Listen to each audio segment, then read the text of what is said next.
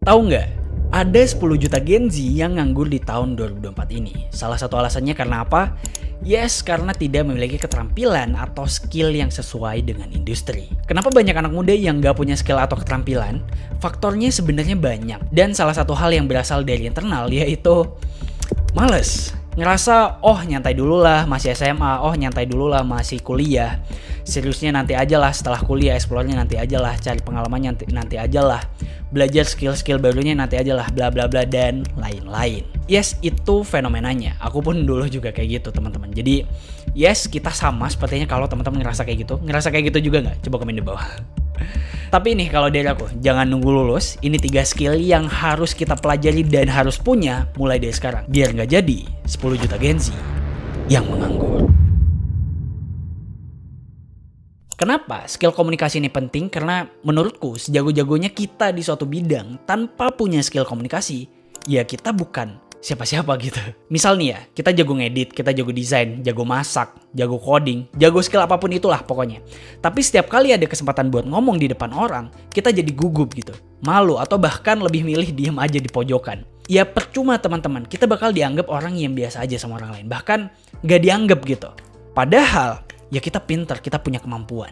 Bahkan kalau kita nih punya ide cemerlang, kalau kita nggak bisa jelasin dengan baik, kita nggak komunikatif, ya nggak ada yang tahu seberapa bagusnya ide kita. Aku pernah ketemu teman yang luar biasa jago ngoding gitu. Dia bisa kerjain coding sampai malam, bisa bikin website keren banget. Tapi setiap kali ada presentasi di depan dosen, dia selalu nggak pede dan akhirnya ya nggak bisa nunjukin potensinya dia yang sebenarnya dia pinter banget. Tapi coba bayangin, kalau temanku yang satu ini bisa komunikatif, menjelaskan hal-hal rumit dengan cara yang mudah dimengerti, dia mungkin bisa jadi referensi utama gitu buat teman-teman kampusnya, termasuk aku, kalau ada yang bingung soal perkodingan ini gitu. Bisa kebayang nggak, dia bakal jauh lebih diakui, punya peluang yang lebih gede, baik buat akademis ataupun karirnya ke depannya.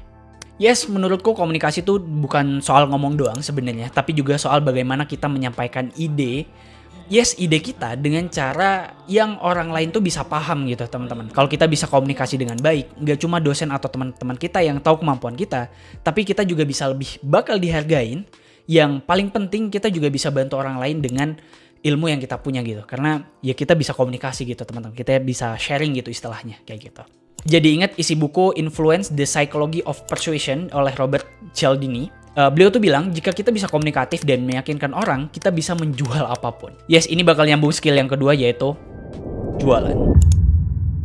Jangan berpikir kalau jualan itu cuma buat mereka yang punya toko atau bisnis gitu.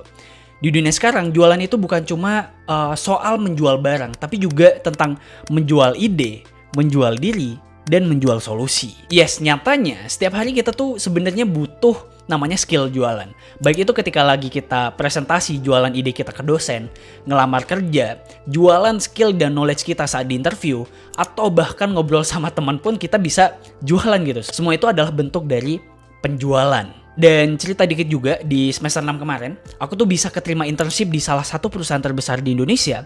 Karena ya aku jual diri gitu. Tapi tenang aja, ini bukan jual diri yang aneh-aneh. Ini maksudnya jual diri, maksudnya aku jual skillku, jual kemampuanku, jual ilmuku, dan jual pengalamanku.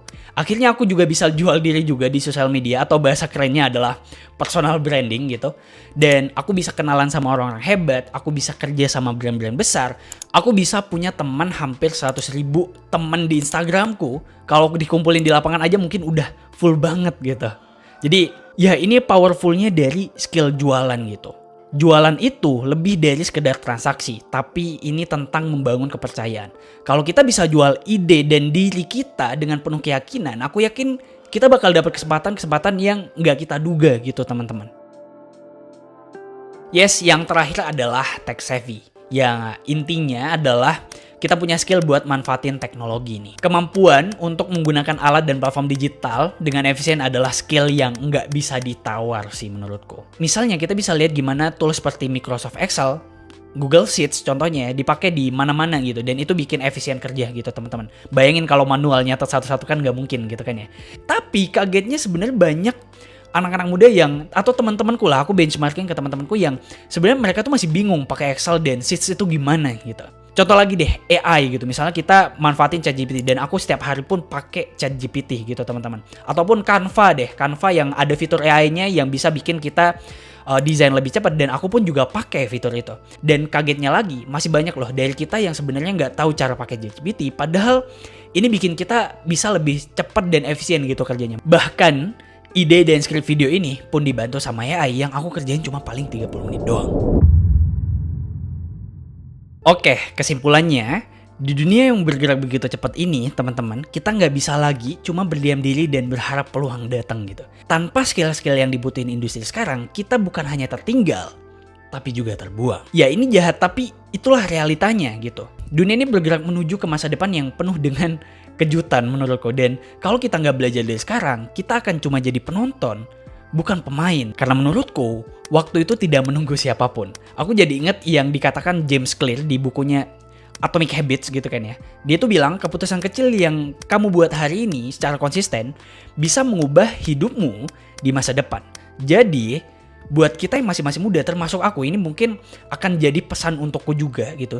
Jangan sering nunda-nunda gitu. Jangan nunggu lulus, jangan nunggu mood datang, jangan nunggu siap, jangan nunggu pede, jangan nunggu.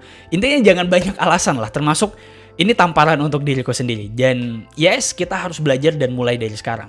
Atau kita cuma bisa lihat orang lain melangkah lebih jauh, sementara kita cuma stuck di tempat yang sama-sama aja, ini aja gitu. Ya pada akhirnya aku akan bertanya, teman-teman sepakat nggak dengan apa yang aku sampaikan di video ini? Karena aku masih belajar dan ya aku butuh pendapat teman-teman di kolom komen. Jadi komen aja di bawah dan see you di video berikutnya. Sika.